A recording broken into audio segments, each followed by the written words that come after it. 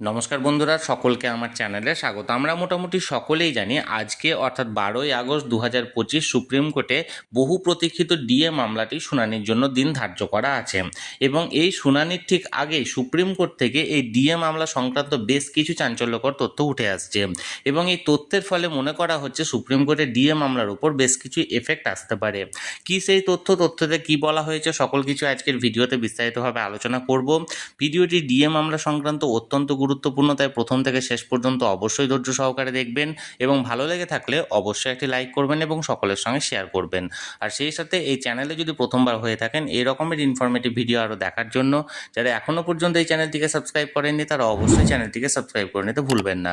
তাহলে চলুন আমরা বিস্তারিত জেনে নিই। দেখুন, আজকের এই ডিএ মামলাটি মাননীয় বিচারপতি সঞ্জয় কারোল এবং মাননীয় বিচারপতি প্রশান্ত কুমার মিস্টার এজলাসে ক্লজ নাম্বার অর্থাৎ সিরিয়াল নাম্বার 45, যার কোর্ট নাম্বার 12 এবং রুম নাম্বার হচ্ছে 11, এই মামলাটি শুনানির জন্য দিন ধার্য করা হয়েছে।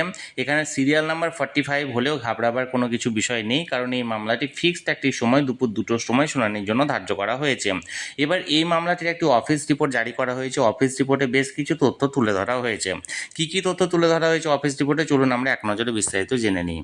এখানে সেকশন 16 অফিস রিপোর্টে কী বলা হয়েছে, লিস্ট 1 12/8/2025 অর্থাৎ আজকের ডেট। দেখুন, কোর্ট নাম্বার হচ্ছে 12, আইটেম নাম্বার 45 অর্থাৎ 45 নম্বর কজ লিস্টে দেখুন, in the Supreme Court of India civil appellate jurisdiction, এখানে পিটিশন ফর স্পেশাল অ্যাপিল এগুলো সমস্ত কিছু দেওয়া হয়েছে। এবং এর পাশাপাশি দেখুন এই ডিএ মামলার সঙ্গে এখানে 3টে কন্টেম্প পিটিশন এখানে দেওয়া হয়েছে, অর্থাৎ 3টে কন্টেম্প পিটিশনের এখানে নাম্বারগুলো দেখুন পরপর দেওয়া হয়েছে, যেগুলো বিভিন্ন রকমের কর্মী সংগঠনগুলো রাজ্যের বিরুদ্ধে করেছেন।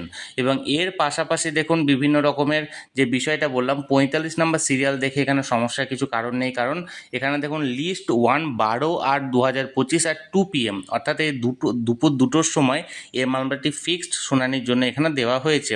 এবার কি বিষয় এখানে উঠতে পারে সেগুলো এখানে পুরোপুরি এখানে ধরুন দেওয়া হয়েছে, যেগুলোর মধ্যে প্রথম যে বিষয়গুলো আছে সে প্রথম বিষয়গুলো দেখুন এখানটায় নাম্বার 1 হচ্ছে অ্যাপ্লিকেশন ফর অ্যাডিশনাল যে অ্যাপ্লিকেশানগুলো আছে, এবং তার পাশাপাশি এখানে দেখুন 3 নম্বর সিরিয়ালে মডিফিকেশান কোর্ট অর্ডার অর্থাৎ রাজ্যের তরফ থেকে যে মডিফিকেশান অ্যাপ্লিকেশানটা করা হয়েছিল যে আরও কয়েক মাস সময় অতিরিক্ত দেওয়ার জন্য।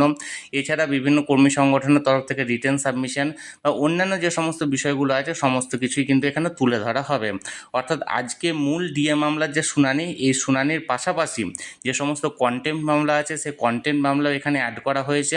এবং এর ছাড়াও রাজ্যের তরফ থেকে যে মডিফিকেশান অর্ডার চাওয়া হয়েছিল সেই মডিফিকেশান অ্যাপ্লিকেশান, এবং এছাড়াও যে সমস্ত কর্মী সংগঠনগুলির তরফ থেকে যে সমস্ত রিটেন সাবমিশন করা হয়েছে বা অ্যাপ্লিকেশান করা হয়েছে সকল কিছুর বিষয়ে এখানে কিন্তু শুনানি করা হবে। এখন দেখার বিষয় যে এই শুনানি কতক্ষণ চলে এবং এই শুনানিতে কী তথ্য উঠে আসে। আমি সবসময়ই চোখ রেখেছি, যে কোনো আপডেট আসা মাত্রই আমি তৎক্ষণাৎ সেটা ভিডিওর মাধ্যমে আপনাদের সঙ্গে শেয়ার করে জানিয়ে দেবো। তাই যারা এখনও পর্যন্ত চ্যানেলটির সঙ্গে যুক্ত নেই অবশ্যই চ্যানেলটিকে সাবস্ক্রাইব করে চ্যানেলটির সঙ্গে যুক্ত হয়ে যান। আর এই ভিডিওটি ভালো লেগে থাকলে অবশ্যই একটি লাইক করুন এবং সকলের সঙ্গে শেয়ার করুন, আর অবশ্যই চ্যানেলটিকে সাবস্ক্রাইব করে রাখুন। ধন্যবাদ, দেখা হচ্ছে পরের ভিডিওতে।